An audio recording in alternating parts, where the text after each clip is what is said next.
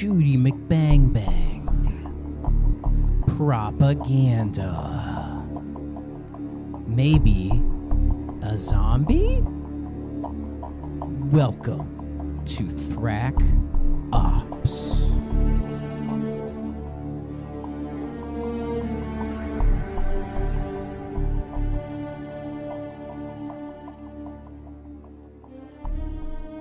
Greetings, fellow Sledgehammers. It is time for yet another edition of Call of Duty Thrack Ops. It is me, your commanding officer, Thrack. Drop and give me 20. So yeah, we are at episode 13 of Thrack Ops. Can you believe it? We're roughly halfway there. At least it feels like it. There's still quite a lot to go, but this is one that I was really looking forward to when I started the series, actually. There was something that kind of drew me to this one specifically. So we're finally here, and thank you all for listening to the last 13 episodes, and I hope you join me for the next however many until we get to the very end of this so I can finally give myself a break. But here we are. It is time for Call of Duty Advanced Warfare. This was released November 4th, 2014 for the PlayStation 3, PlayStation 4, Xbox 360, Xbox One, and Windows personal computers.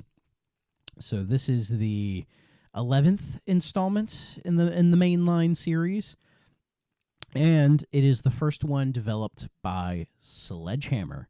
Now, we had talked about Sledgehammer previously in the Call of Duty Modern Warfare 3 episode that I did with my good buddy Aaron. Go back and listen to that if you haven't. And I give some details about Sledgehammer there, but for the sake of this video, I will reiterate the history of Sledgehammer games. So they were formed July 21st, 2009 by Glenn Schofield and Michael Condrey, who had previously worked at EA's Redwood Studios, where they had made games like Dead Space. I'm looking at their gameography, and they made a couple of James Bond games, Lord of the Rings: Return of the King, one of the best games of all time, the Godfather game, some My Sim stuff. They eventually became Visceral Games, but I think they had left before they got swapped over to Visceral Games. But you know, they formed a bond through Dead Space, named the company Sledgehammer after realizing that both of their dads worked in construction. And their idea for the studio originally was to make like third-person story-driven games, like a Dead Space, like a 007 From Russia with Love, which was one that they worked on there. That was sort of their initial idea of what that studio was going to be. And so their first project was pitching a spin-off of the Call of Duty series called Call of Duty Vietnam. I believe there was another working title for it as well, Call of Duty Fog of War. And this was meant to be, like a third-person action-adventure style Call of Duty game taking place in Vietnam.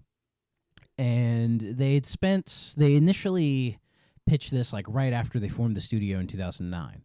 And they had to, convince Bobby Kotick and some of the other higher-ups that this was worth doing, because at this point, Call of Duty is such a well-oiled machine in the first-person shooter genre that the idea of doing this kind of a spin-off, I mean, it would have kind of fit in, because you think, games like Dead Space or Uncharted, Gears of War even, like third-person shooters, the third-person action-adventure game was in vogue at the time, so in a way it probably could have worked, and having like a different studio work on it would have given it a bit of a fresh edge, I would say. And they had agreed eventually to develop this spin-off, Fog of War.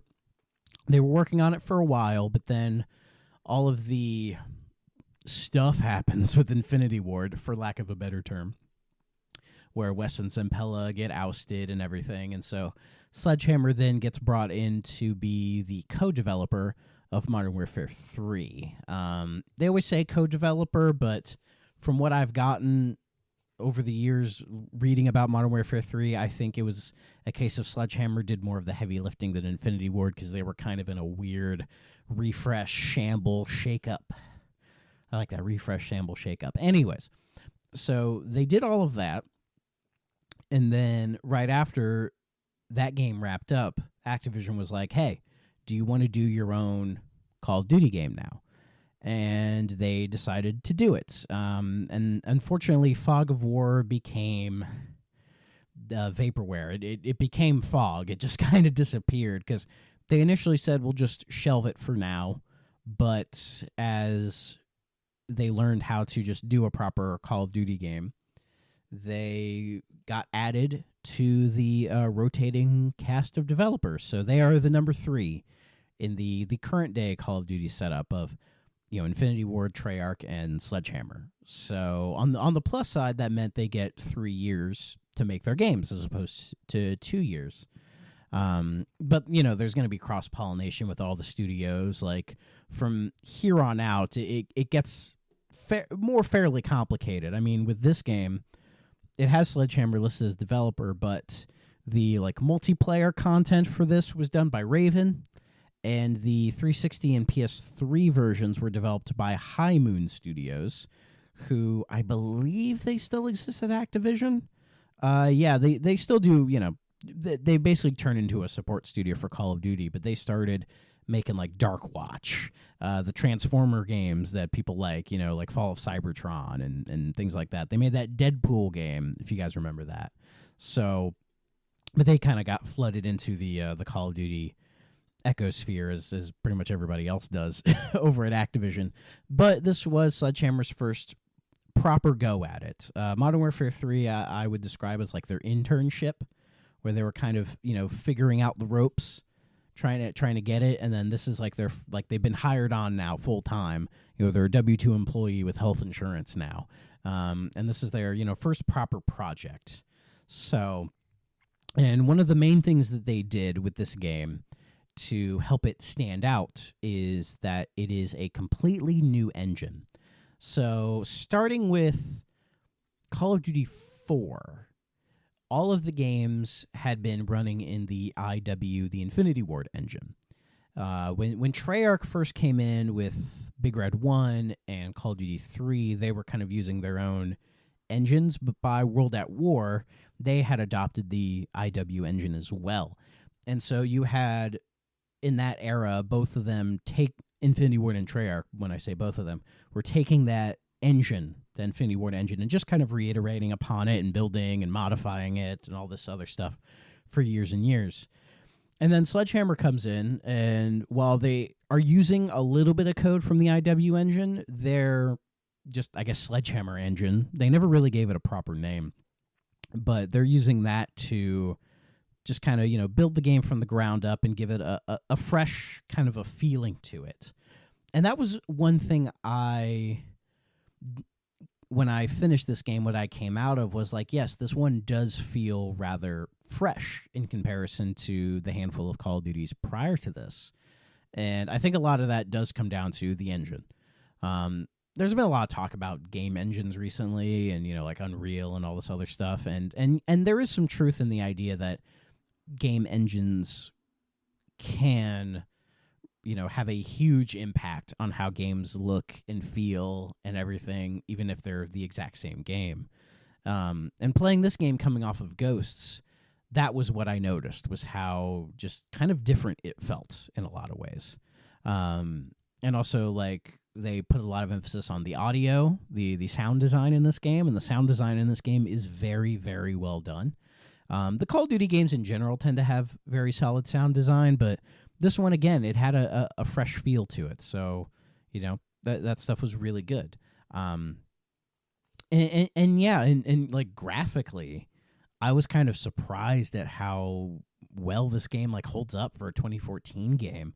And a lot of that just comes down to the facial animation systems, where, we're quite a few years from LA Noire at this point, but a lot of people, I think, were influenced by that idea that LA Noire had, but just were yeah, we need to improve this tech. And so they did. And the facial animation that is used in this game is the same that is used in the more recent Avatar films, where it just, in my notes, there was a lot of times I just put Uncanny Valley, and it has that look to it. It's very well done, but it does have an uncanny valley kind of a thing to it. So yeah. And also people had said the PS3 and the 360 versions of this game were fairly competent for the time. The gameplay footage I looked up of them, I was very impressed at how well this game looked and ran on the 360. So props to that. And this game did not get a Wii U port. So this was the first Call of Duty game since Modern Warfare 2 to not see a proper release on a Nintendo platform. And we're still waiting for the next Call of Duty on a Switch. Who knows when or where or what that will be, right? But yeah, this game came out, and I got to be honest, when this game was new, I didn't know anything about it. Because Ghosts was sort of the last one I had any sort of knowledge of at the time. So, and I had heard people were just kind of whatever about it. And so by 2014, I was just kind of like out of it. Like I was maybe not out of gaming entirely, but like as far as like new stuff was concerned, I just really wasn't in the scene at that time. You know, I was probably busy trying to be a musician and getting laid and stuff. So, you know, but my stuff aside, when it came out, like the Metacritic for it is pretty decent. I see like high 70s at the worst, kind of upper mid 80s at the best. You know, kind of sitting in a decent spot. And by 2014, I think the COD series, it was starting to, I think, fall out of favor. Like it wasn't the biggest thing ever anymore because I think people were just kind of moving on to other things, but it still was pulling in all of the money and being a huge success regardless. You know, kind of how these days where it's like Call of Duty, this is like the beginning of Call of Duty as like an inevitability where it just happens and it does really well. And we've all just kind of accepted that. You know what I mean? But this game does have a legacy to it that I will cover when we get more into the plot of the game. So why don't we take a little break where we listen to a little bit of the score of this game. The score was composed by Harry Gregson Williams. Harry Gregson Williams. So we're going to listen to a little bit of his score, and then we'll get into this campaign.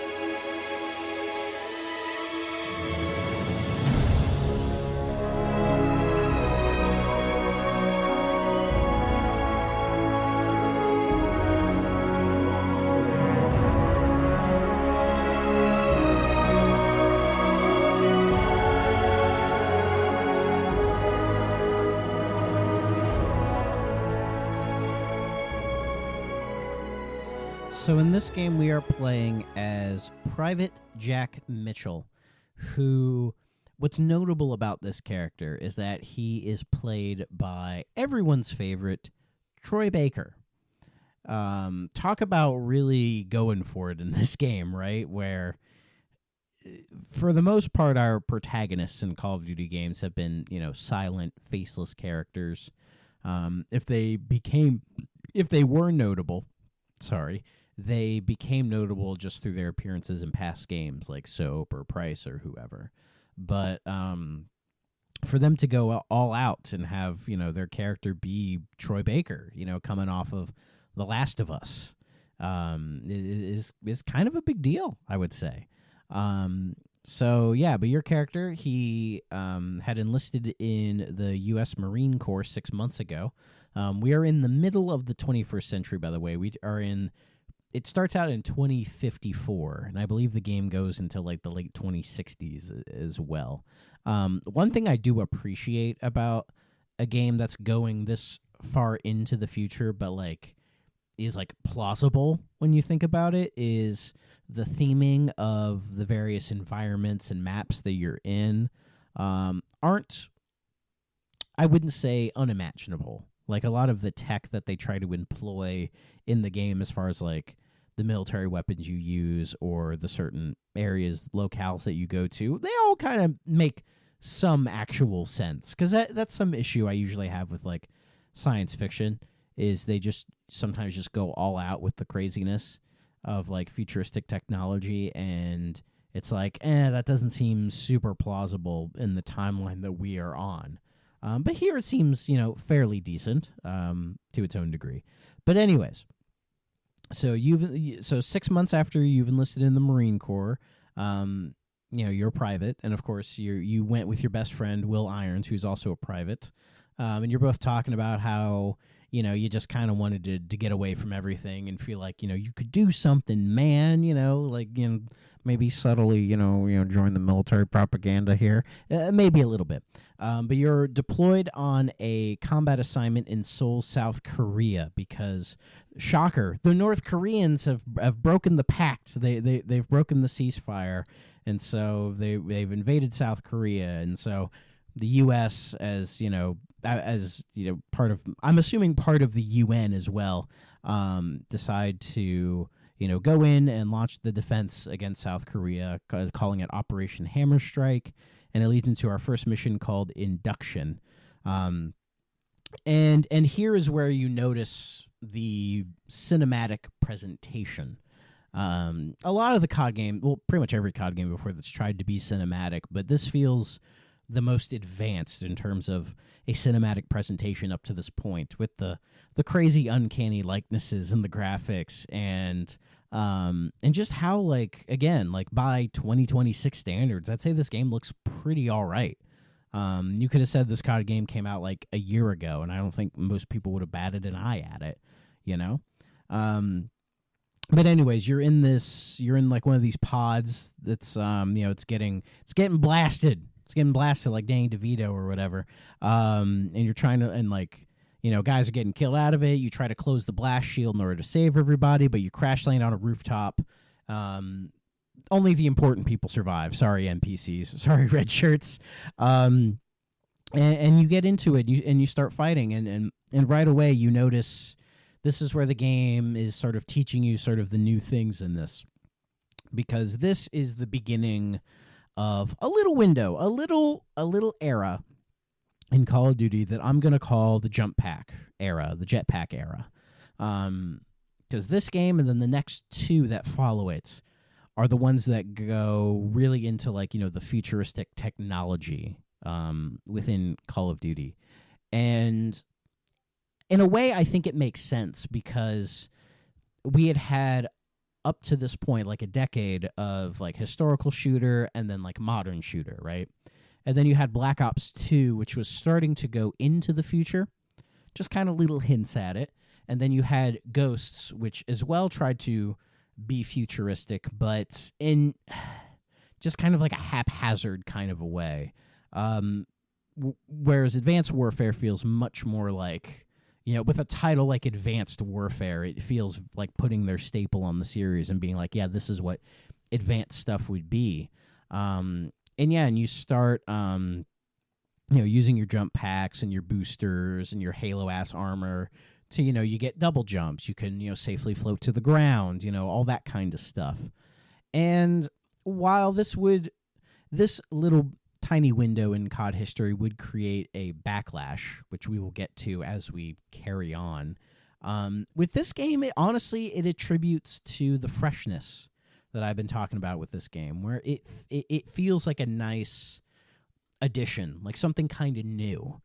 In a series that up to, I've played 13 of these games, and after 13 games, you can definitely feel it getting a bit, I hate to use the word stale, maybe samey, like how many ways can you interpret, modern warfare first-person shooting, right? So I give a lot of credit to Sledgehammer for really trying to do something different and, taking the idea of futuristic technology but doing it in a way that feels plausible. Like, it doesn't feel so crazy out of the blue that it doesn't make any sense. I could see the idea of like the exo armor, which the exo armor is this sort of like skeletal metal, like, I don't know, like binding or whatever. Like, it attaches to your spine and like to your wrists, like all the way up your arms, down your legs. It reminds me a lot of the armor in Dead Space. I do apologize if I make too many Dead Space references, but it feels like similar to sort of that kind of a design, but done in like a first-person way, and that's how it attaches to like your suit, to where you can do, all the more excessive things that you're able to do. But again, it gives it, something a little different, a little fresh, right? And then as you're, going, down the building and you're doing your tutorials to learn everything, you also learn about, like, you're also using your guns, and all the guns are like, future guns. They all, again, like Dead Space, maybe you should take a shot every time I say Dead Space. You might be drunk by the end of the episode. The guns all have your information on them, much in a way of Dead Space, or even Ghosts, really, where they're like, okay, HUDless. We're going HUDless for this one. And in Ghosts, as I'd said, the minimal HUD didn't really work. It just kind of made things like just kind of complicated and just didn't really, it just didn't land. But here, it makes a lot more sense with it being Advanced Warfare. It's like, yeah, sure, like the idea of in the middle of the 20th century, you could have guns with little, screens or little displays on them of how much ammo you have, and it also shows like the battery in your suit and all of the grenades that you have, and that kind of information.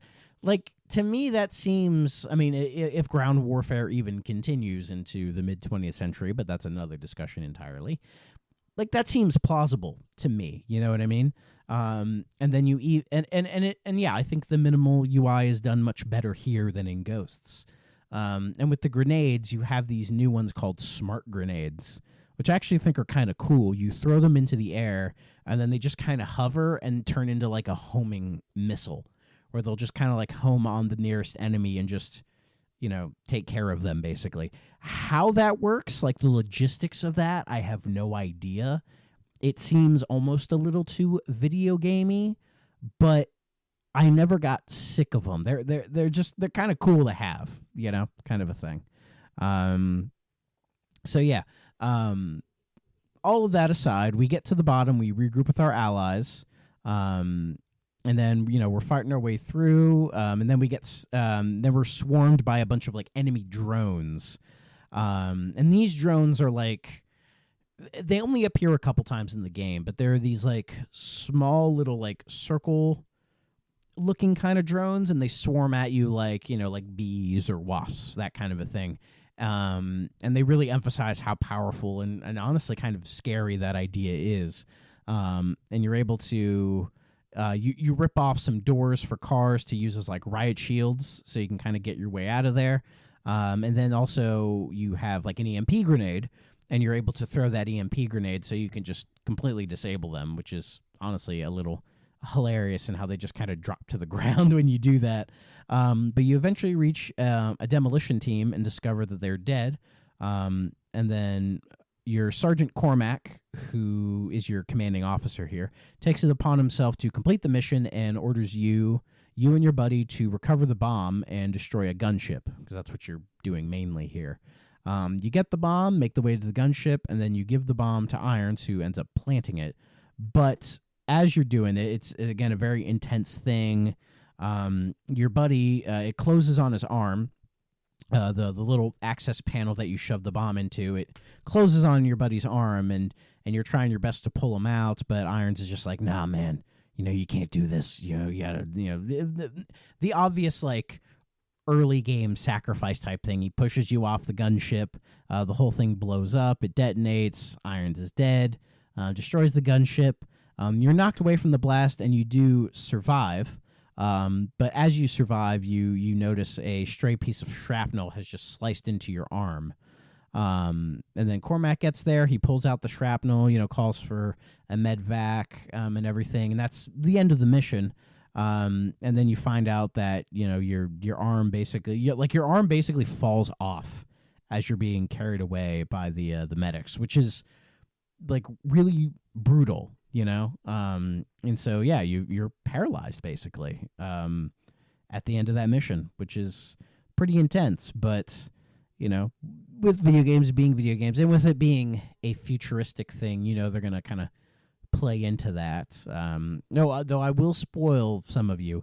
The robotic arm that your character gets, it does not have the essence of Will Irons in it, or his wife, for that matter. Could you imagine? That would have been kind of really cool. So now we're in this little interlude prior to the second mission. And this is important to note. So this is you are attending the funeral of your fallen comrade Will Irons. And this is the moment. If you know, I'm kind of building it up, but the infamous press F to pay respects is right here. Yes, in case you didn't know, Call of Duty Advanced Warfare was the beginning of pressing F to pay respects. Now, I played this on my Xbox, so it was press X to pay respects, or press square if you're on the PlayStation.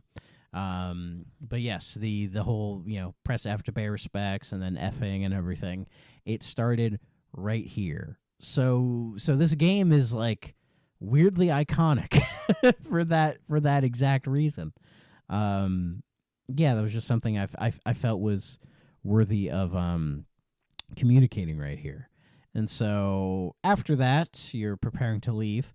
You get interrupted by Will's father, a man named Jonathan Irons. Jump scare. He's played by Kevin Spacey. Uh-oh.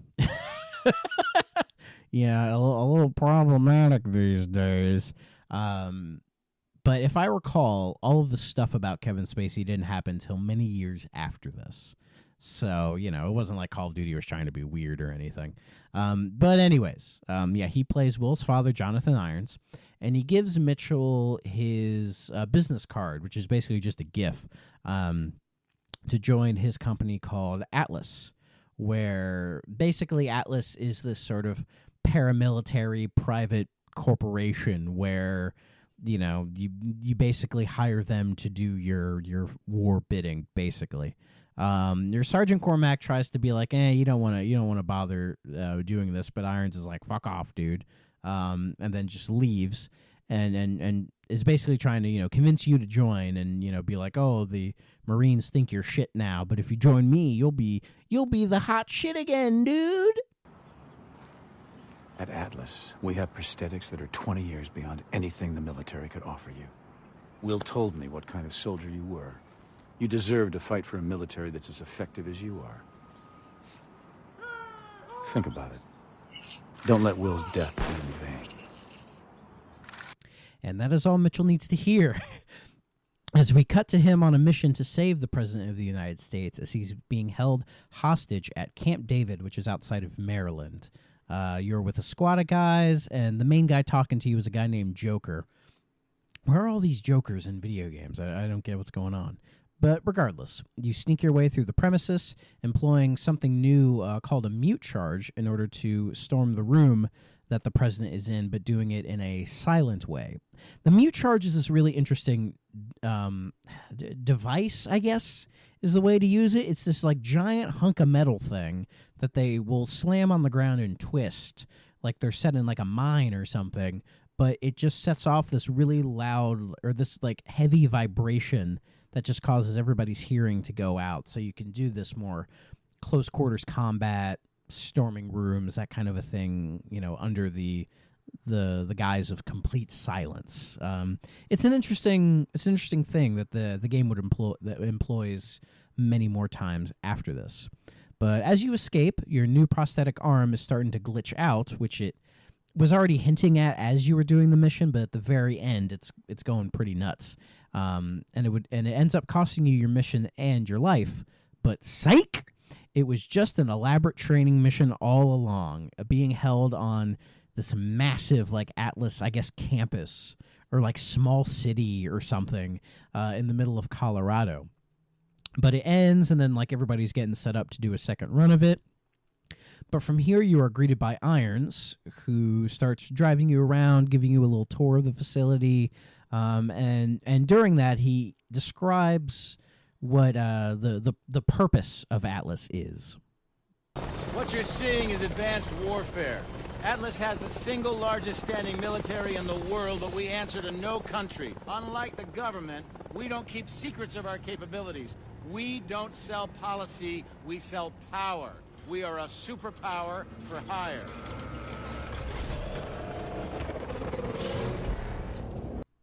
And this is also a mission where you meet a character by the name of Gideon, Captain Gideon. He's voiced by someone named Gideon Emery. I wonder where they got the name from. And he's introducing you to the variants of the exoskeleton that I was talking about earlier. There's the assault and the specialist one. You're the assault and the specialist one, and you kind of flip-flop between them, you know, throughout the game. And he's, you know, discussing all of this with you while you're getting your prosthetic arm fixed. You know, you're doing some more training. He introduces you to something called the overdrive ability, which is literally being able to slow down time so you can take out enemies, which is kind of hilarious when you think about it. It's like they try to explain it in the game away, but it's just such a video gamey ass thing. It's just like you can just kind of let it be, right? But you know, you go to the firing range, you go to the grenade range, and in the grenade range, you are introduced to. I had mentioned the smart grenades, but it becomes part of something called the variable grenades, where for both grenades, the LB and the RB, you can swap between what they do. So your smart grenades could also be like regular frag grenades, that kind of stuff, like your lethal grenades. And then LB, you can swap between like having an EMP, a flash, you know, all that kind of stuff, which is a neat idea. Because in the game, how it works is you will hold the bumper and then you'll press X to like swap through them to see which one that you need. And it's effective to where there are certain missions where it's like, oh, you'll need a flashbang in order to like get into a room and clear it out. But you know, then a bunch of drones will come and attack you, so you want to use an EMP to take them out. And also in the non-lethals, I just remembered there's this thing called I think it's called the threat grenade, where you can throw it and it'll generate like this field of almost like thermal, where it'll detect certain enemies and it will have them displayed like their outlines, like you're looking at them in like, you know, thermal vision or whatever, so that it'll mark them so that you can take them out, which is in video game terms, that's really cool because it allows you to sort of kind of gauge how many enemies could possibly be in the room and keep track of them. But of course, if you're trying to be any sort of realistic with this, though, do we really need to be? Like, I could see that going so fucking wrong in any sort of real life application. Because, you know, how does it mark people? Like, how does it mark the right people and the wrong people, kind of a thing? But it's a cool thing, and again, it shows that this game is willing to take chances and try to do some different things. But after it introduces you to all of this stuff, You go back into the simulator and you do the same mission before, but this time it's, complete assault mode where you just go guns blazing, just blast everything in sight and rescue the president, and then that is the mission. So then we can move on to the very next mission, which is called Traffic. This is our first mission with Atlas, where we have to save the Nigerian Prime Minister from this group called the KVA, which is an anti-Western terrorist organization being led by a man just called Hades. The mission is called Operation Lasso. It sees us going to Lagos in order to save him. When it starts out, we have to use like a drone to scout ahead. And I think it's a cutscene cinematic kind of thing, which is neat, but I'm just surprised that nobody ever notices this drone. I mean, maybe by the 2050s, 2060s even, we're just so used to drones we don't even think about them, which could be, a huge invasion of privacy, but, just theorizing here. A little bit later on, you use these things called mag grips, and it has you doing, like, first-person Spider-Man climbing walls and shit. Again, it's kind of a neat thing, but it never really amounts to anything as far as, like, gameplay is concerned. I think you do it, like, once or twice more after this mission, and that's kind of it. And even right before you save the hostages and the Prime Minister, you do this thing where you're able to scan the wall from, like, the opposite side so you can see what's on the other side of it, so you can, target hostiles and avoid civilians, that kind of a thing. But once you get in and save the Prime Minister, you realize Hades wasn't after him at all, but was after a technologist instead. And he has already escaped with that man, so you and Gideon race to get him back. Hopping between cars on a highway, shooting dudes like this is just some edgy reboot of Frogger. It's a pretty intense moment, and there's a couple of QTE moments in here. Even in 2014, we couldn't shake the QTE stuff, but it's here. And then you eventually get to the van where the technologist was put in, and you take out the drivers, and you do crash the van, but you're able to save the man, and he's unharmed, and Gideon compliments you as we fade from this mission and move into the next mission, which is called Fission. So right after the last mission, we are celebrating the success of it with Irons and everybody having a big toast. But then, like, dozens of nuclear attacks get launched, like, worldwide, like, right immediately, mainly targeting power plants in various areas of the world, causing, like kind of like a blackout or just kind of like global devastation, pretty much.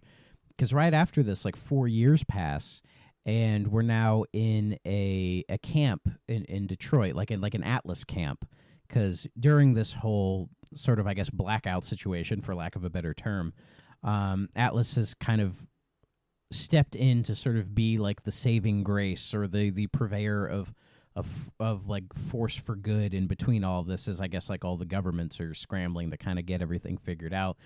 I think it's kind of implied that, but they never really get too deep into it. So I'm just kind of spitballing a little bit.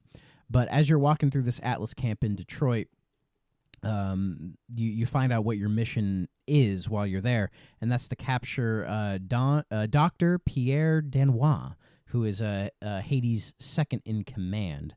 So you leave that camp, you navigate through like a ruined city on hover bikes. Hover bikes are kind of cool, and you're kind of splitting up to investigate this occupied building where he could potentially be. And you're doing kind of like a quiet, stealthy sweep through everything. But as you're doing that, your character falls through a broken floor, and then you lose your weapon. So you kind of have to silently move your way around the building that you're in with KVA forces. Sorry, kind of just doing their patrolling, and you eventually are able to like stealthily take them out and get some guns back and everything. But the game is very much emphasizing you be kind of quiet here. So, and again, I think it's done fairly well. And then once you regroup with Gideon, you're supposed to rendezvous at like a hospital, but there's like a tilted over van. And then I guess through the power of your exoskeleton, you're able to like forcefully push the van to provide cover for everybody. But then once you get into the building where Danois is, he gets captured. And then the group briefly encounters the Sentinels, who send them on their way. And then the remaining KVA operatives in the area are alarmed by Danwa's absence and chase the Atlas operatives back to the camp where you were, sending a chopper after him. Like, you're back on the bikes, and when you're using them earlier, it's just kind of like the game's just kind of driving it for you. But this time you actually get to drive them yourself, and it's okay. COD vehicle controls are always kind of iffy in terms of the quality, but it's perfectly fine. But you get back to the camp, and then these friendly ASTs, as they're called, destroys the choppers. And the ASTs are basically, the best way I could describe them is like they're giant mechs, or like they look like armored cores. If you've played any of the Armored Core games, you probably know what I'm talking about. That's what they look like, but they're smaller in size compared to those, and are like operated by humans as like these giant extensions of what they are, kind of a thing. And they look pretty cool. I sure hope we don't have to fight them later, but we don't have time to worry about that because now we're on a manhunt, baby. But before we get to that manhunt, we are now introduced to a new character called Alana, who is the one that is interrogating Danwa. And she's, I think, if I'm thinking about it, I think she is like the first prominent female character in a Call of Duty game up to this point. Like, I'm trying to think if there was another one. If I'm missing one, please let me know. But I feel like she is the first prominent character. I remember in Call of Duty 2, when you're in the Russian campaign, you will sometimes be accompanied by like female snipers, because that was a thing back then. But yeah, I think this is like the first time there's a lady, a woman, in the fits of combat with you. But anyways, they glaze her up right here. But she manages to extract the intel that points to Hades now being in Greece. And then it cuts to like Irons now being like a member of the U.S. Defense Committee. Like, that's how fucked up this I mean, a member of a private military corporation being involved with government operations. I hate that that's like not that crazy in the year of our Lord 2026. Back in 2014, that probably seemed a little more alarming and weird. And nowadays it just seems like, yeah, that makes sense. That makes sense. Oh, God. But anyways, he shares this information with U.S. officials.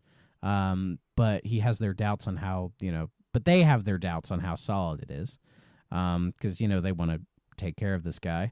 But Irons is like, we'll send in an Atlas team to finish this once and for all.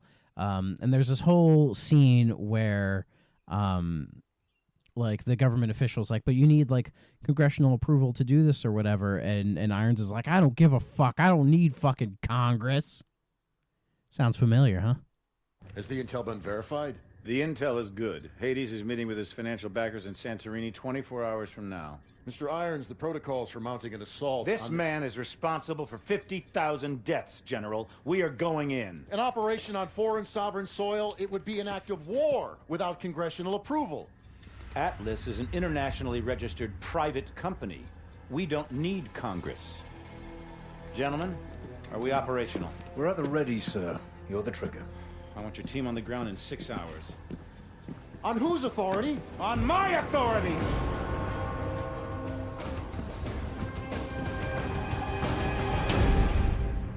So then we cut to Mitchell and Alana, who are just sort of scouting the plaza in Greece, kind of nearby, trying to see where Hades is conducting his next meeting.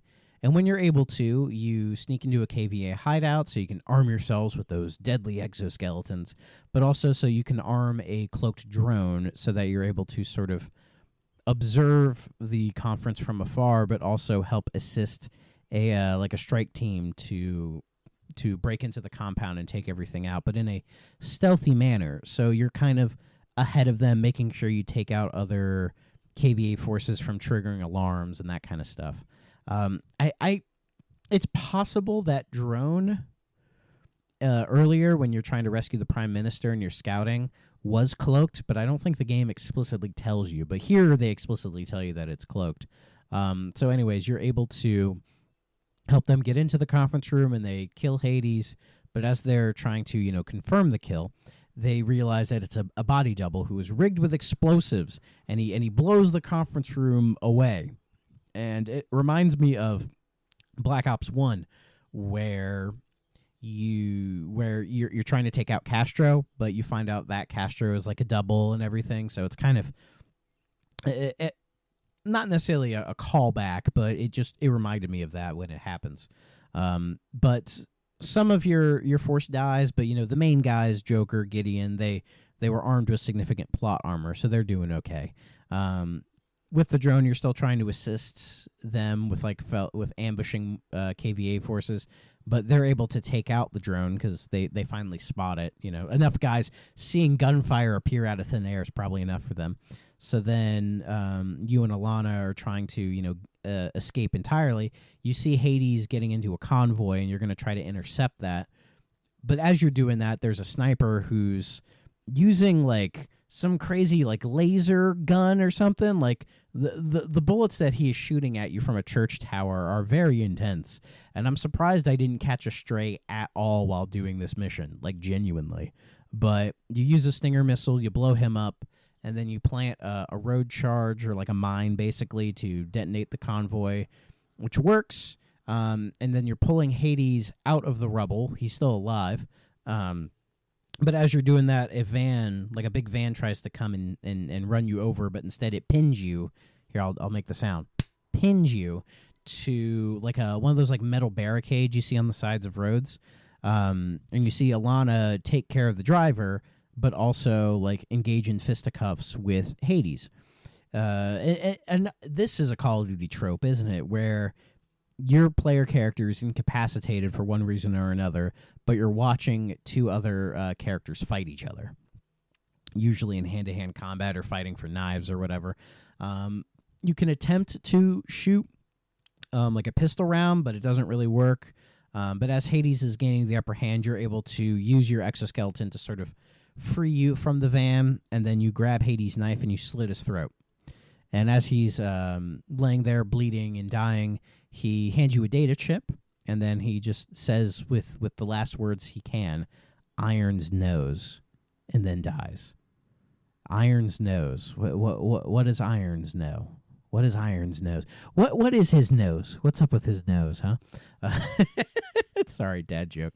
And when that happened, I wrote in my notes, calling it now, Irons did the nukes instead of Hades. But we don't have time to figure that out immediately because we're moving into the next mission, which is called Utopia.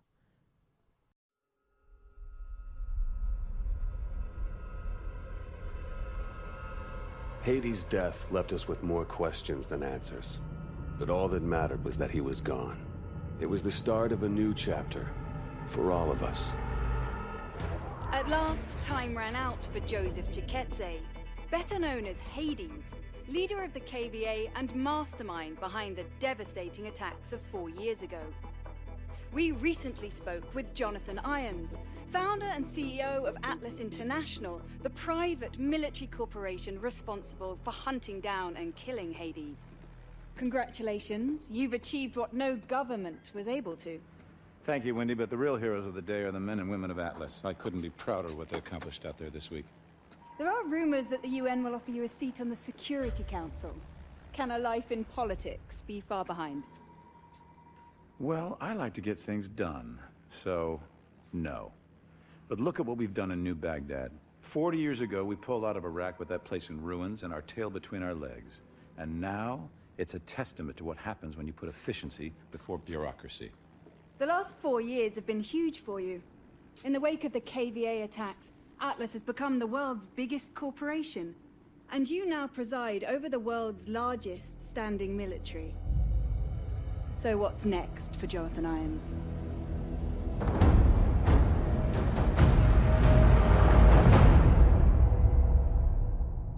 Yes, we're in New Baghdad. LOL. The best way I could describe it is sort of like Dubai is not really the most accurate. It was the first thing I thought of was like a Dubai, but it's not like the most accurate term. But yeah, basically it's like, yeah, Baghdad's been reconstructed to look like sort of a Western metropolis in the middle of the desert, you know, which is probably what, certain people around the world would like Baghdad to be, but we're not here to discuss that, are we? But basically after that, Gideon is meeting with you, and you guys are like, hey, we did a good job or whatever. But Alana is saying to both of you, like, hey, you need to meet me in private. You meet her in private, and she had looked through the data chip that Hades gave Mitchell. And the encrypted file reveals a recording that the technologist, who you were saving earlier, initially warned Irons against the attacks that were going to happen.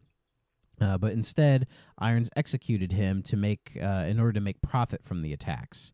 So I was kind of right in that. He didn't do the attacks. He didn't do the nukes, but he was made aware of the nukes, but instead decided to use them for his own benefit rather than attempting to stop them. Not to get too deep into conspiracy theory stuff, even though it's not really that conspiracy theory if you look into it.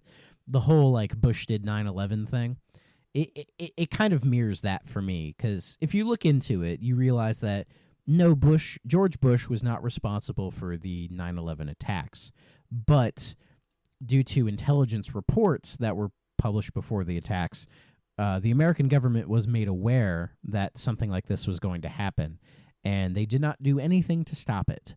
They just kind of let it happen. That's a whole rabbit hole I'm not going to get too deep into, but it's sort of that, where it's like they knew, but they just kind of were like, okay, just kind of let it happen. But they were not responsible for it. So, Irons was not responsible for these attacks, but he is made aware. And Gideon, he does not believe it right away. He's like, I think that's a Jeep fake. That's AI, baby. Well, he doesn't say that. That's what we would say if it was the real 2060s or whatever. That's fake AI garbage or whatever. He initially doesn't believe it at all. But while saying that, we have to leave, we got to get out of here, a flashbang is kind of thrown into the room, which stuns everybody. And then that's when Irons enters the room with everybody, claiming, the same thing, that file is not true, and, convincing Gideon, hey, everything's okay, that's fake, you don't have to worry about it. And then the MPs arrest both Alana and Mitchell. And this was something that bugged the shit out of me, and that's, the game doesn't, the game just kind of presumes that you're taking the side of Alana right away. You're not given... this would have been a good part to have, a choice, being do you side with Irons or do you side with Alana? And, the story could have pivoted into two slightly different campaigns, but ultimately leading to the same conclusion. But it doesn't do that. And there's not even a point where Alana is hey, do you believe me or whatever? Or Gideon being come on, do you really believe this shit? There's no player agency in this moment at all. And I don't know, it just kind of threw me, because it's just we just kind of maybe glossed over that because we have to keep going. That part just kind of bugged me personally. But anyways, but as you're being arrested, an anonymous person contacts you, saying hey, this is how we're going to escape. They trigger the fire sprinkler so that you're able to escape, and it's a pretty intense kind of moment where you're escaping the building and the entire city. Everything gets sent into lockdown, and soldiers are starting to come after you, and you're starting to shoot Atlas soldiers, which is the game doesn't really lean into that aspect that you're shooting Atlas soldiers, you're shooting people that could potentially be comrades or friends of yours.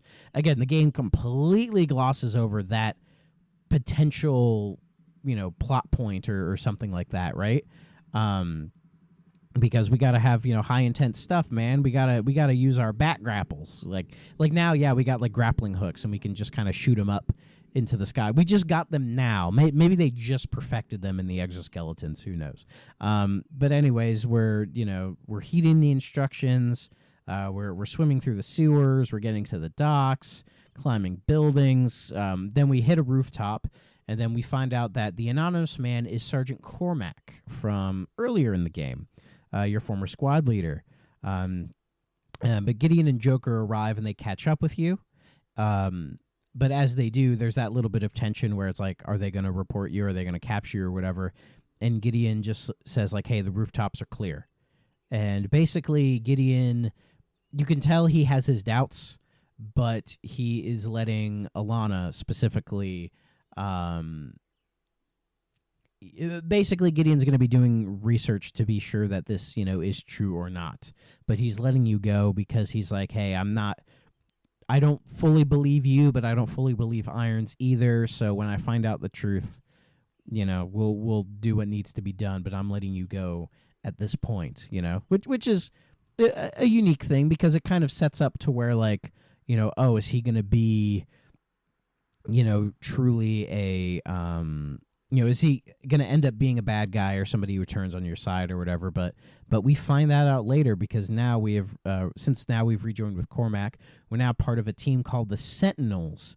And I was like, Sentinels, more like ghosts. Because they very much operate like the ghosts do in the last game. But that leads us into our next mission, which is called Sentinel. This mission takes place about 2 months after the last mission, where Alana and Mitchell are now part of the ghosts, the Sentinels. And Cormac talks about, we have to take down Irons, but we're not going to do it brute force because, he just has so much of a bigger force than what you guys have. So we're going to do it, piece by piece. So we travel to Bangkok in Thailand. Get your head out of the gutter. And we rendezvous in a cave overlooking his estate where there's a big old party being held. We get our bat grapple back, and we have to sort of sneak through this party in order to get to the other side. And I described it as it's almost like first-person Assassin's Creed because you're sort of hiding in the various sort of like plant, like, just like the plant life that's kind of sprinkled throughout, where you'll see like the little concrete like section that's kind of blocked off just to have like a little bit of plant life, right? Some foliage, if you will. And you kind of like, you can sneak through that, and you even get the option to whistle to sort of alert certain enemies to your position so you can stealthily take care of them. And there's also like drones that you have to avoid, and the game does fail you if you get caught because, the alarms go off. So it does encourage you to stealth, and it's like first-person stealth has always been kind of a weird thing for me. I'm not sure if I really like it or not, but thankfully here it doesn't last super long. We're trying to find some, specific information, but we make it to Iron's study. You regroup with Cormac, and you're able to hitch a ride to Iron's meeting with Pierre Danois from earlier, where they're discussing something called Manticore. We don't know what that is quite yet, but we'll find out fairly soon. But you see a cargo plane beginning to depart, carrying multiple crates of this so-called Manticore. They're taking them off to Argentina, but you manage to grapple onto the plane and plant a tracker so that you're able to kind of follow where it's going to go. You jump into the river below, and some Navy SEALs come and extract you. And then we can move on to the next mission. And that mission is called Crash, where you're able to shoot down the plane that is containing all the Manticore cargo, but it gets shot down in Antarctica. So you guys go to intercept the cargo, but as you are, Atlas intercepts you as well, and then you get into a big old firefight. The Sentinels attempt to extract the cargo, but one of those ASTs I talked about earlier shoots it down, and then the plane crashes. And then as you guys are going to try to get it, you fall into a ravine. You fight your way back up to the surface. And when you finally reach the crash site, you find that the crew has already been executed by Atlas forces and are securing the cargo. You break through the ice into some water, but you get rescued by Gideon, whose Atlas team has captured both Alana and Cormac as well. But he whispers in your head, into your ear, "Trust me," and reports that everybody is dead.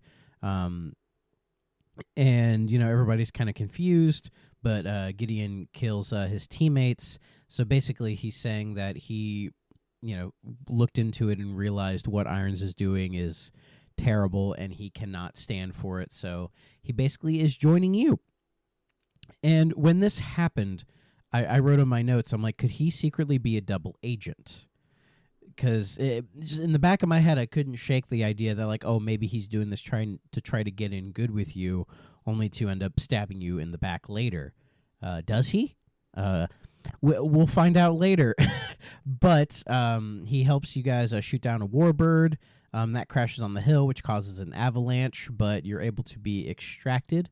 And then Gideon properly joins the Sentinels for the next mission, which is called Biolab. This comes after Gideon's defection to the Sentinels. We find out that Atlas has a biolab in Bulgaria. So you guys regroup and are tasked with getting to that lab.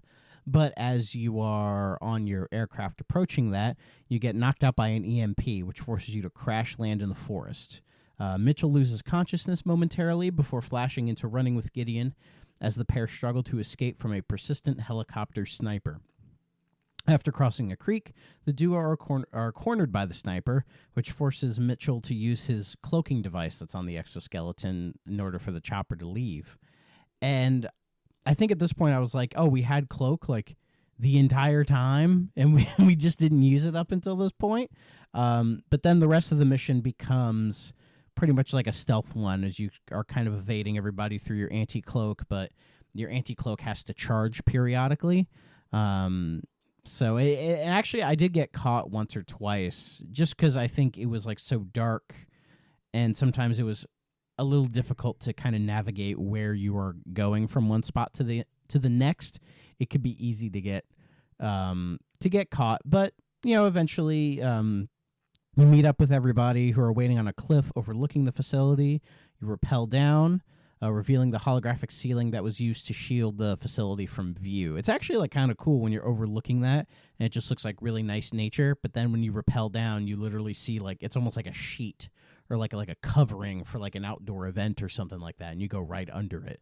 You shoot your way inside. You recover vital information on Manticore, as well as Atlas's plans to destroy the evidence, which causes a security breach and alerting both scientists and soldiers to your presence. The Sentinels eventually fight their way to the courtyard and encounter some more ASTs, which now you actually have to fight them, which I think the first time you see them, it's like, oh, I'm probably going to have to fight these guys. And indeed you do. You fight them, and they can be difficult fights, but, if you just hang in there, you can take them down. And you rally to an experimental tank, which you end up piloting, and you decimate all infantry and armor alike until you reach the rendezvous point where Gideon then destroys the tank as you guys are able to make your escape. And then that moves into the next mission called Collapse, which takes place in San Francisco.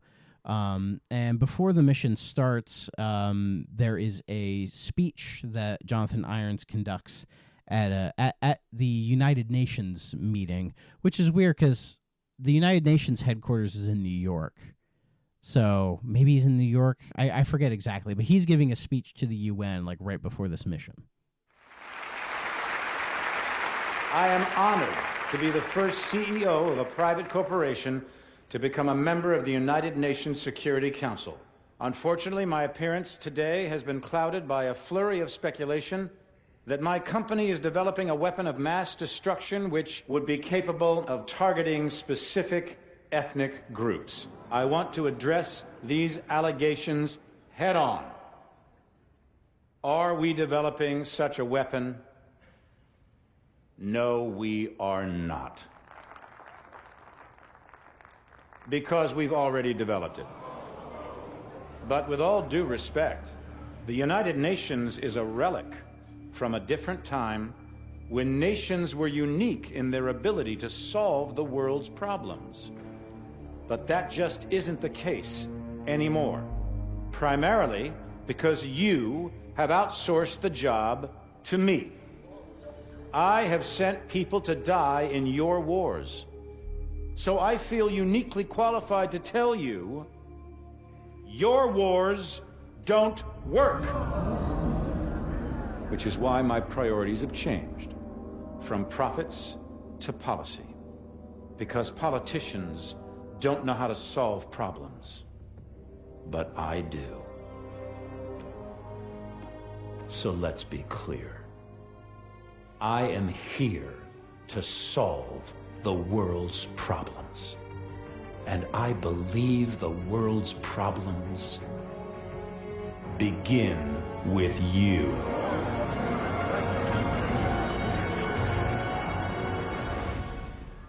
Now, as you're watching that, like Mitchell, Gideon, Cormac are all kind of scrambling and going like, what the fuck is he trying to do? And then they discover that that there's some shit going down in San Francisco. So they, like a bunch of Atlas forces are in San Francisco Bay. So they're like, we got to fucking get there. So you race to the Golden Gate Bridge, eliminating several vehicles with a roof-mounted plasma turret, which is actually kind of fucking cool. And then you're driving onto the Golden Gate Bridge. But as you're on the Golden Gate Bridge, and you're doing your fighting, and there's like traffic and everything, drones are deployed and latched onto the suspension cables of the bridge, and then they detonate in unison, which brings down the bridge onto the U.S.'s third fleet carrier and causing massive collateral damage and chaos basically ensues. It's definitely another. I've probably said this multiple times throughout the series, but Call of Duty really loves its spectacle. It really loves to have those big kind of almost Michael Bay-isms of like big moments and big explosions, or maybe even Roland Emmerich might be the better comparison. Director of Independence Day, Day After Tomorrow, that kind of stuff. Very influenced in that way, and this is sort of their moment of trying to have like a big moment. But I think what makes this one work better than some of the others is that you're in the middle of it as it happens. Like, say, in Modern Warfare 3, when the Eiffel Tower collapses, you just kind of see it, and it falls kind of flat, no pun intended. But here, like, being on the bridge as all the shit happens is pretty crazy. Like, at the very end, you manage to save a police sergeant, and then you regroup with Gideon, and you're just kind of, like, observing the destruction and everything, and it's just kind of, like, really laying in, like, the destruction of it. And then that kind of moves into the next mission called Armada, where you guys rendezvous on the deck of a carrier, and you're trying to stop Atlas from taking control of the bridge, because this is basically like Atlas's big offensive move to basically try to I assume Irons is just trying to claim the world's territory for his own, because he, in that UN speech, he references being this this private military force who's been contracted by numerous governments in the world, particularly in the UN, to kind of do the bidding following the explosion, right? Because of the depletion of forces. So I assume this is him just being like, I'm tired of your guys' money and recognition and everything. I just want to control the whole thing, very much in a megalomaniac kind of way. I assume that's the idea here. I wrote in here, like, absolute power corrupts absolutely, and I think that's what he's like trying to do. But a lot of what he talks about, the sort of language that Irons is using. You could almost sub Atlas for just like the United States military and the history the U.S. government has had with trying to just claim other countries' territory and all of that for their own bidding. Which if you do just a modicum of research, especially if you're an American, you might have to do a little bit of digging. You'll find that's very much the case, and it almost feels like Atlas is just kind of a substitute for the U.S. government in that way. You know what I mean?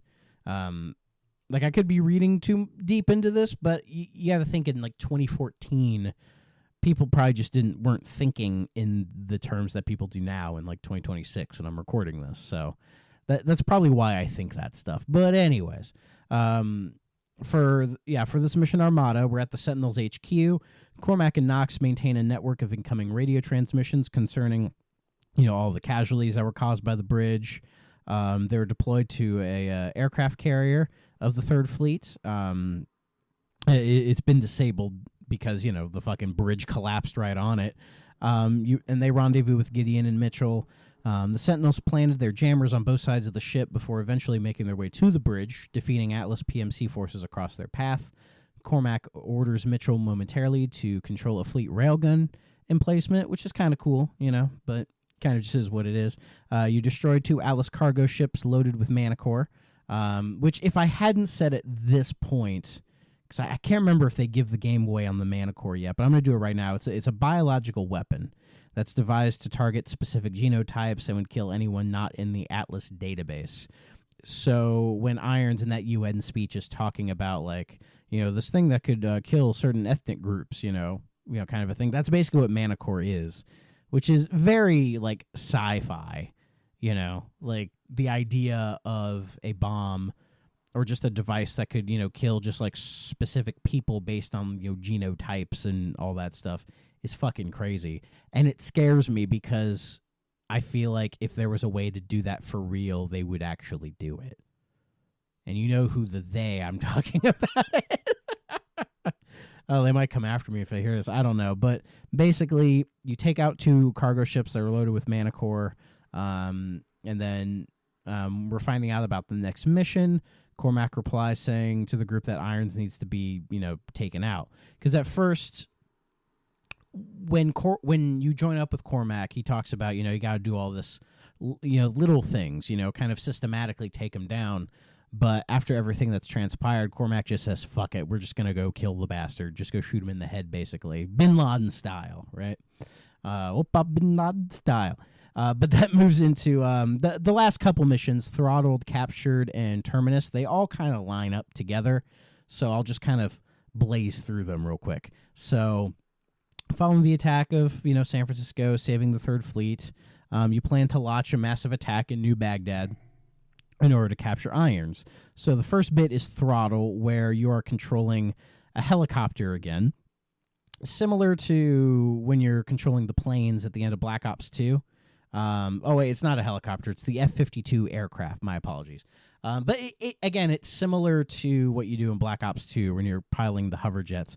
But it's not nearly as good as that, because the controls in the Black Ops 2 jet sequence are actually pretty well done. Here, it's almost like they just want it to be like a linear, like, canyon run type thing where you just kind of blast through the canyon, but they also occasionally want you to stop and shoot enemies or whatever.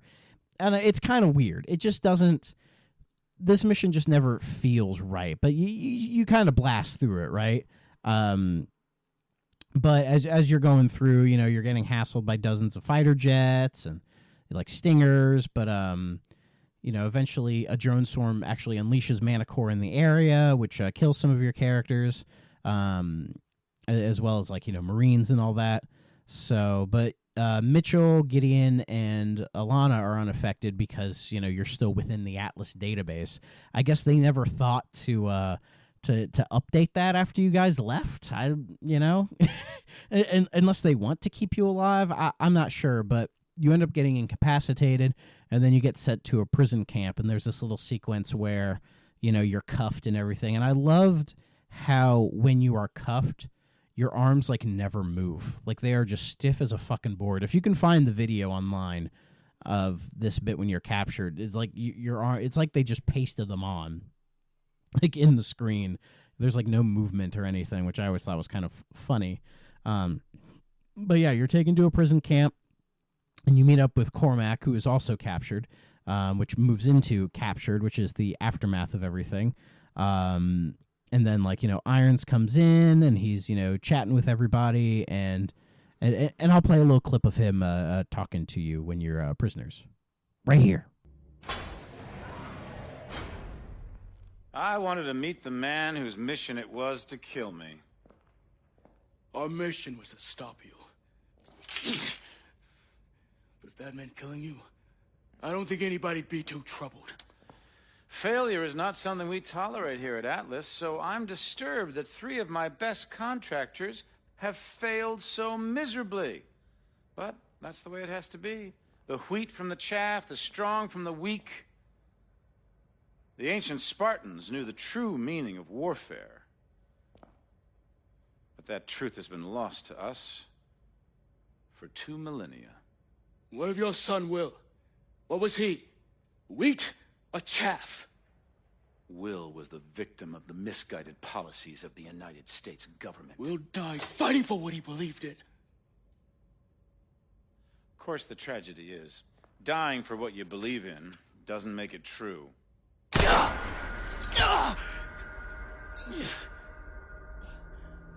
You're not young, but you are strong, Cormac. So I give you 20 minutes to bleed out. Time enough to consider whether it was all worth it.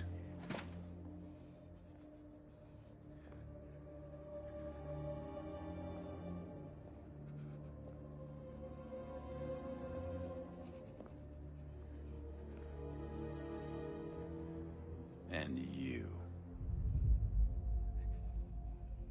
The prodigal son returns. I believed in you. I gave you a second chance.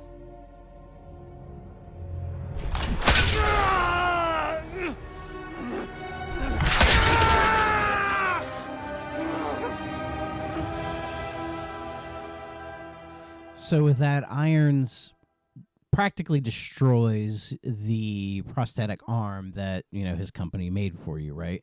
So that basically knocks you out for a little bit. But eventually you see you're in the same room with Cormac when all this is happening, and Gideon and Alana are on the other side, separated by a thick, I'm assuming like bulletproof glass wall as they see everything that's going down. But they're able to take out their the two guards they have, and then and guides everybody to escape. And then Alana basically securing Cormac as he is, bleeding within an inch of his life. Basically, he doesn't have much left in him. But Gideon goes with you, and it's an interesting little section right here where, due to your broken prosthetic arm, you can only use guns one-handed in this section. So like Gideon even talks about how you can't reload and all this other stuff. So basically you'll get a gun, you'll use the clip, and then you have to drop it and pick up another weapon. So at first he gives you a pistol when he tells you all this stuff, and you can still, aim it down and one-hand it. And then as it progresses, you'll find like submachine guns, assault rifles, and you can one-hand those. And when you zoom in, it's very... It reminds me of the old Medal of Honor games, where back in the shooters, when you would zoom in to aim, you wouldn't aim down the sights. It would just zoom the camera up. So it's almost like an unintentional callback to that. I doubt they were meaning to do that, but it was just a little thing that was like, oh, that's kind of neat. And yeah, having the one arm shooting, it gives it a little different edge. It doesn't affect things that much, but you can't throw grenades. You can still melee and everything, and your character is definitely a lot weaker. So it's an interesting little section here at the very end of the game, but it never really amounts to much, really. You manage to take out a majority of the troopers in the area, and you secure a warbird, which is promptly crashed by an airborne AST. Thanks, dude. But in the wreckage, Gideon assists you with entering and piloting a mech, which is still usable. So, yeah, you basically get into an AST, and you start using the AST to just kind of, fuck around. And when this bit happened with the AST, first thing in my head that I thought was, did they cop Titanfall? They may have, because... if any of you have played Titanfall, specifically Titanfall 2, you swap between playing as just like a normal soldier, and then you'll hop into the mech, your Titanfall, and then do the mech stuff, and you kind of swap between those. So this little AST moment it gave me Titanfall vibes. Whether or not that was intentional, I'm not sure, but it just kind of felt that way to me. But the AST bit is kind of fun. You get guided missiles and everything, and you get to blow shit up, which is really cool. And it kind of slides right into the final mission called Terminus, where it has, you and Gideon attacking the Atlas Center with the rest of in the ASTs. You're trying to stop the launch of the Mana Core, and stop Irons for good. So you fight your way up there, but after you blow up So as the ASTs, you're trying to get to the rocket, right? And then you fight your way through. You get to the rocket, and then you unload everything to prevent the rocket from blowing up. And as it does, you blow up the engine's generator, and you stop it, but your ASTs get completely decimated. So for the rest of it, you're on foot, and then you fight your way up to Irons. And Irons is, trying to, make his escape. He does his whole plea of why he was trying to do what he did. And during all of this, he is able to stop your exoskeletons to sort of like freeze you in place, but you're able to manually release yourself from that exoskeleton and then chase Irons through the garden where the Sentinels call in for an airstrike on the building, bombing the other half, and then it ends with Irons hanging for his life, literally, because you're at the very top of this building, and he's hanging on to your prosthetic arm, because even though it's damaged, it's still there, but it's just kind of floppy, and he's hanging on to that. And as that is happening, Mitchell, you use your knife to basically cut the arm, basically you're amputating your prosthetic arm, which is kind of crazy, but you do that, and then Irons then falls. It reminds me a little bit of the ending of Die Hard. I don't know if that's what they were going for, but the final scene in Die Hard where the main bad guy, he falls from the top of the building, and it's this really long fall, right? It just has that kind of feel to it, But Irons dies basically in the inferno below. You drop the knife as Gideon comes back to your side and helps you out of the area, both staring at the destroyed city skyline as American and Atlas forces continue to fight in the streets below. And then your character does your final little narration about it. It's his death is only the beginning, meaning that, as Irons says throughout, at this point, that killing him isn't really going to stop everything, because at this point, Atlas is such a bigger force than him that it just, might continue and just be worse from here. But it is the end. And yeah, that's the campaign of Call of Duty Advanced Warfare. In some ways, it's a lot more paint by numbers than what we've seen in the previous games, but it has enough fresh ideas in there to at least keep it going. And I think having I will say the performance of Kevin Spacey, I think he does a really good job here. He is hammy, as you could tell in the clips. He's kind of hamming it up. I think he understands the assignment to be your sort of typical action movie kind of villain, and I think he plays the part incredibly well. Barring all the stuff from Kevin Spacey aside, he was always a very talented actor, and I think he is really the standout character in this, because Troy Baker as Mitchell just doesn't end up doing all that much.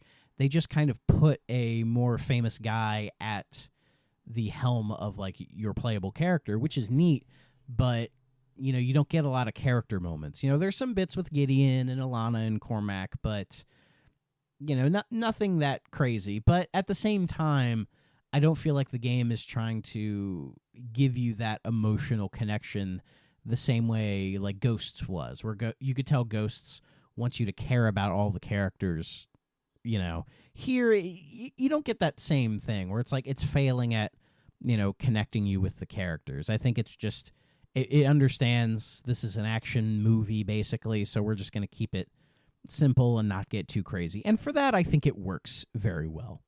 So yeah, I'm going to take another little music break, and then we're going to talk about the other modes, and then we will wrap everything up.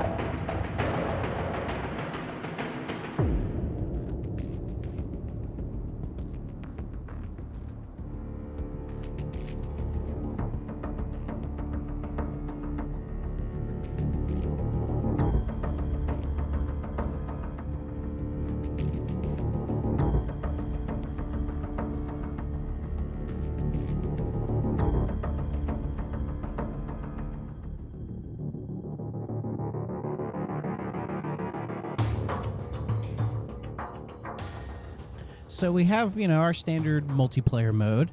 And aside from having the exoskeleton stuff, come over from that, I mean, it's about the same as previous Call of Duty titles, basically. The Pick 10 system returns from Black Ops 2, but this time it's 13, which is pretty nice. Score streaks get upgraded, all this other kind of stuff. And I had talked before about how I really didn't like Ghosts multiplayer at all, just because I thought the maps were just like way too big and everything just felt imbalanced. Here, everything does feel a lot more balanced. I did play a couple matches with real people, but this is one of those Call of Duty games where there's clearly not a lot of people still invested in it, even after all this time. Though, I'm pretty sure with every Call of Duty game, especially on Xbox, like online and everything, if you line the stars up just right, you can get into games with people on virtually all of them. And I was able to a couple times, but what's nice is this one has a bot mode. So if you just want to mess around with the bots and kind of get a feel for it there, you can.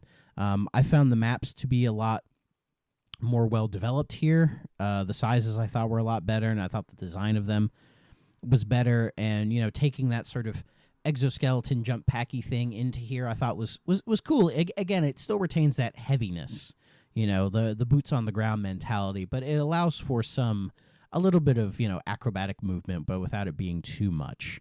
And Raven was the one who did the most of the multiplayer stuff. And yeah, I think they did a fairly good job with it, as they kind of tend to do when it comes to the work that they've done on the Call of Duty games. The sort of like horde mode, the survival mode from Modern Warfare 3 returns here as a exo survival. And yeah, it's basically the same thing as in Modern Warfare 3, the horde mode kind of stuff where you can pick one of the multiplayer maps, and there's those spots where you can like upgrade weapons, buy new weapons, upgrade your armor, that kind of stuff. Playing it in one player is just kind of whatever. It's horde modes are, much better done in like a cooperative game mode type session, right? And unfortunately, I was not able to do that here. But, the little bit of it that I did, I was like, yeah, it's cool. And it would probably still be really cool had I, found somebody to play this with. And then this game also has a zombies mode called Exo Zombies. So this was teased at the end of the first Exo survival map, Riot, and it was officially announced along with the Havoc downloadable content pack. So yeah, Zombies isn't in like the base game. It was, like a DLC kind of a thing. So if you buy a copy of Advanced Warfare these days, it does not come with Exo Zombies right away. You'd have to buy, the season pass, basically. And the season pass, still to this day, is $50.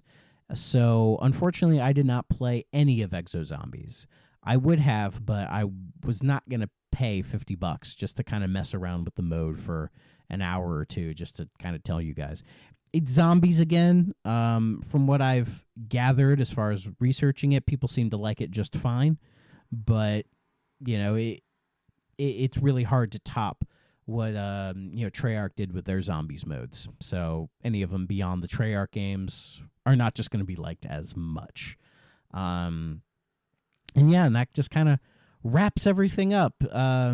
It's hard to talk a lot about the multiplayer of these games, especially when like the communities just aren't really there anymore, and trying to get into matches can be a fool's errand at times. But I'm trying my best to cover it a little bit, just to kind of cover my bases. But yeah, that was Advanced Warfare. As far as like letter grade or tier listing it, this one is a solid B. A B, maybe like a B minus, a considerable improvement over Ghosts, I think.